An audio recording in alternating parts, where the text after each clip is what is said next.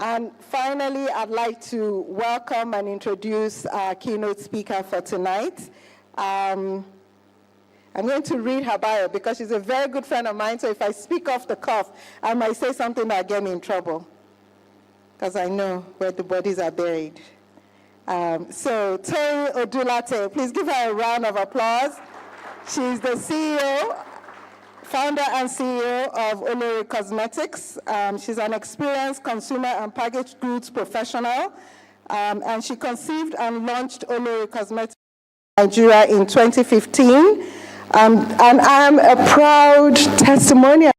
Many people have said your hair is so beautiful. It's because I use Olori products. So please give her a round of applause. I was one of her guinea pigs when she started. Sourced from local ingredients and produced from recipes Toyin's mother used for her own hair care, Olori is a line of ethically sourced and sustainably produced products that are distributed in over 300 salons and retail outlets in Nigeria, Ghana, Kenya, and the UK. And I must say, she's launching in the US this year, so please give her a round of applause.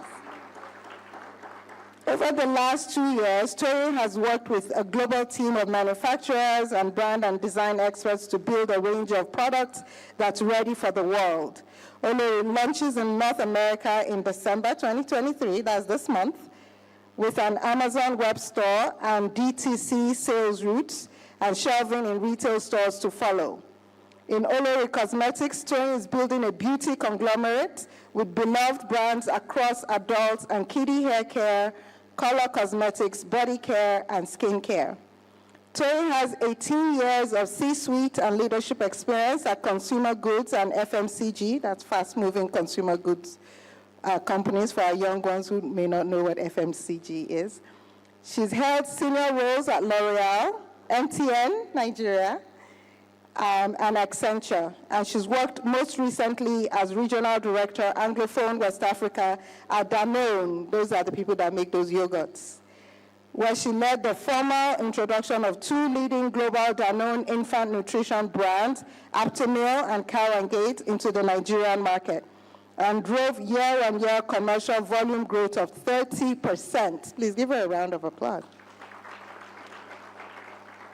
Her work across organizations has been similarly impactful as she solved key strategic partnership and distribution challenges with a range of FMCG brands on strong growth paths.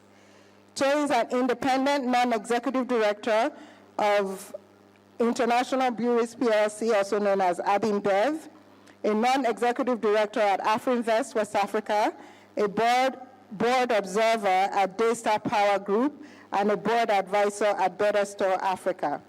She's fluent in French and Yoruba, and she holds a BSET degree in environmental engineering. Yes, engineering, she's one of those smart people. In environmental engineering from Temple University in Philadelphia, Pennsylvania, and she has an MBA degree from INSEAD with time in France and Singapore. Let's welcome Ms. Toyin Odulate.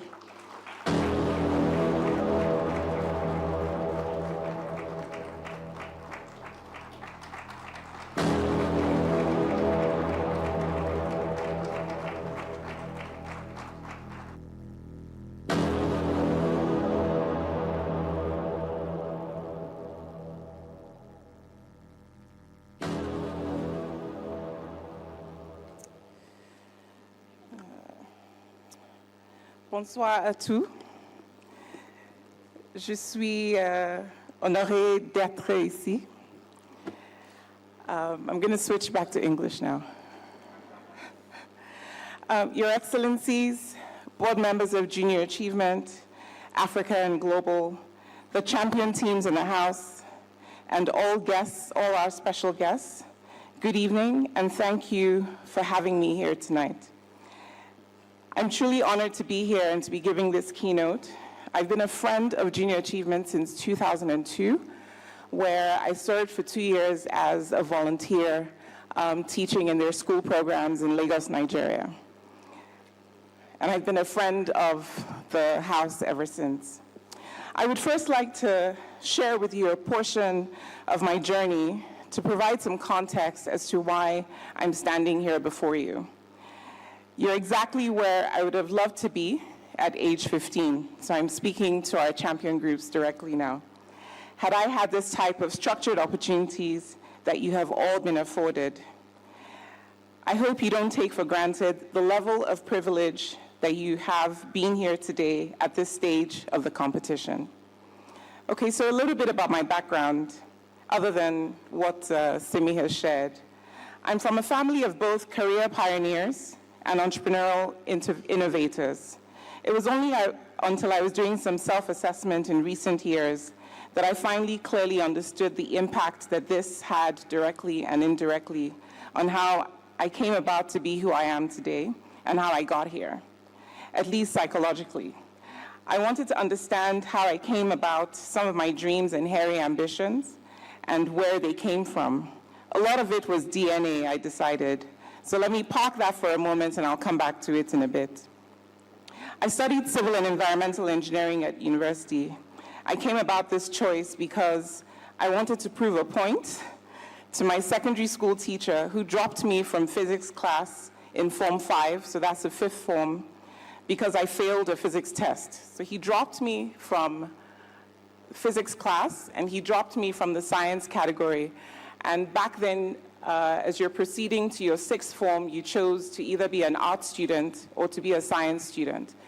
And if you had one less of those classes, you couldn't be a science student, and you had to have chemistry, physics, and biology to categorize as a science student. So he dropped me from physics in my 5th form, mid-year, and I found myself in this mildly traumatic situation.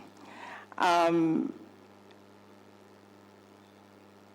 so I was so blinded with rage and determination that I never really stopped to figure out what else I would have wanted to study had I not had this traumatic event in my latter years of secondary school in Nigeria. By the time I was in my 3rd year of engineering in the US, I wanted out, but was too far along to turn back. So I resolved to finish the degree, even though I spent every spare waking moment in the School of Business. I found their classes and the general mood of their department way more interesting than my cold and clinical college of engineering. By the time recruitment season came around, when we were about to graduate, I planted myself there at School of Business again to be more visible to the companies that were recruiting there versus the technical ones that were recruiting at my College of Engineering. They just seemed so much more interesting. So I got a job at Anderson Consulting, at the time, now Accenture, and started my career there, based out of the New York office.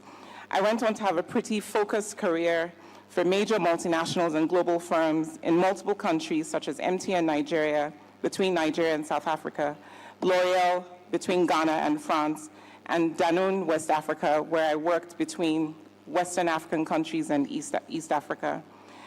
Now, in all this time, since my 2nd year in university, I had always wanted to create my own cosmetics company. The first intention was to create a makeup company because I felt that women with my complexion didn't have many choices for nice-looking lipsticks or makeup, and this really, really annoyed me at the time. I had no clue where to start, and it sounded so trivial in comparison to the high-earning career that I found myself in. Little did I know that this was a billion-dollar industry. It never occurred to me to try to find a job working for a Revlon or a CoverGirl, which were the big companies at the time. But I still went ahead and created a name for the brand and a business plan for it in my spare time. In the years that followed, I registered and trademarked the company, but I lacked the courage to do anything further about it. I continued on for another 15 years before I finally found the courage to start this business. Even with that, I started it by accident. None of the grand plans that I had previously envisioned came into play. I thought I would raise $1 million with a very sexy business plan and avoid being a mom and pop business. In the end, when it came down to it, this is exactly how I started the business, in mom and pop mode and with recycled Body Shop jars that my older sister had been hoarding for me for years, waiting for me to come around to this. And that's literally how Olori started. I started Olori commercially while I still worked a big corporate job, when we signed up with a retail Nigerian chain that took us from 20 retail outlets to 120 outlets overnight. This is when I decided to take the leap of faith to pursue running this business full-time and to see how far I could go to push this dream of taking African beauty global, as other countries have done with Korea, with Japan, taking their concepts of beauty global in a way no other brand or company had really done before, and that was 5 years ago. We went from recycled Body Shop jars to IKEA jars that I would import in my suitcases on business trips, to sourcing from Ojota Market in Lagos. If you're from Nigeria, be familiar with this crazy place.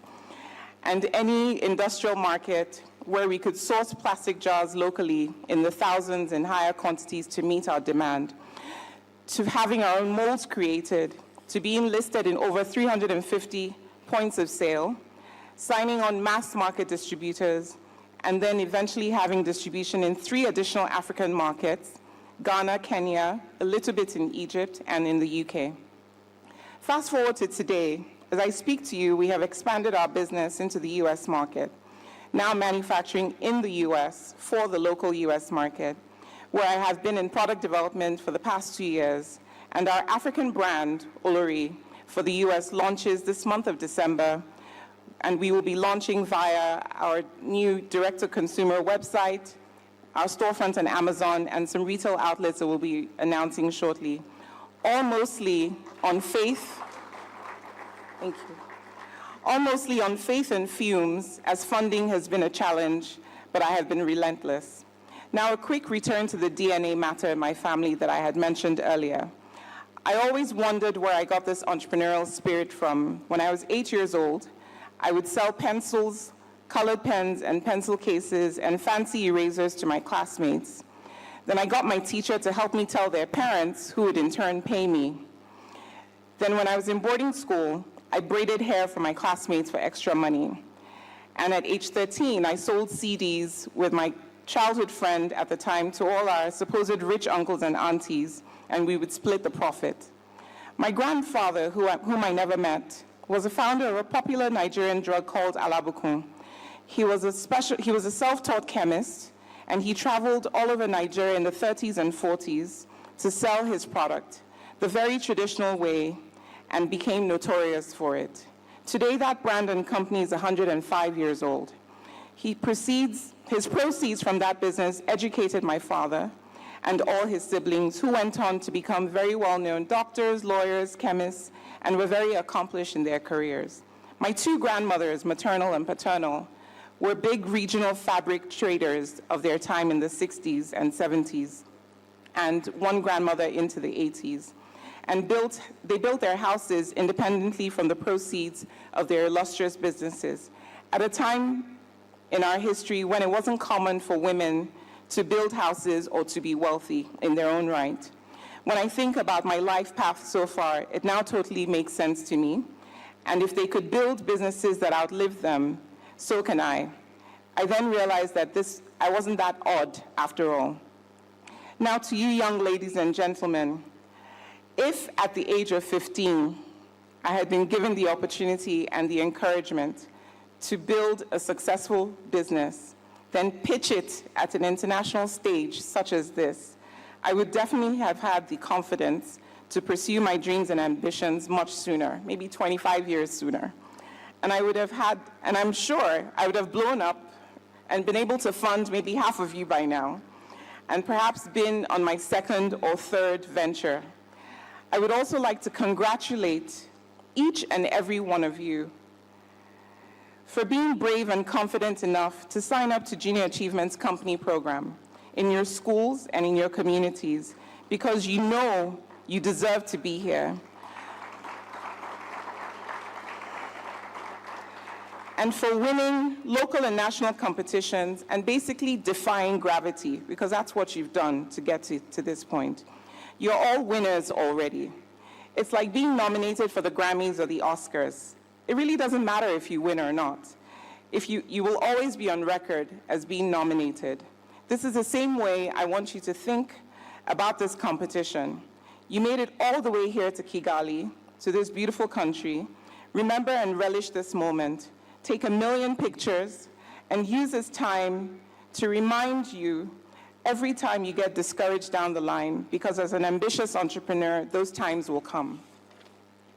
I managed to watch the live stream of your event yesterday, most parts of it, and I was completely floored and blown away by all of your business ideas and your innovative spirits, the amplitude, the extensiveness, the range, and the breadth of solutions, breaking barriers from climate change solutions to mental well-being projects to hoodies that teach sign language. I'm completely in awe of every single one of you, and I can't wait to meet each and every one of you later this evening. You all inspire and remind me to continue to dream big for my own business. At your age, my ambitions knew no bounds, and I've sometimes felt it has diminished over the years. And then I'm jolted back to reality by people like you. So to you, barrier breakers, this is why I want you to give yourself your flowers today, and remember this time. It will keep you going for years to come. From the bottom of my heart, thank you very much for having me. Another round of applause, ladies and gentlemen.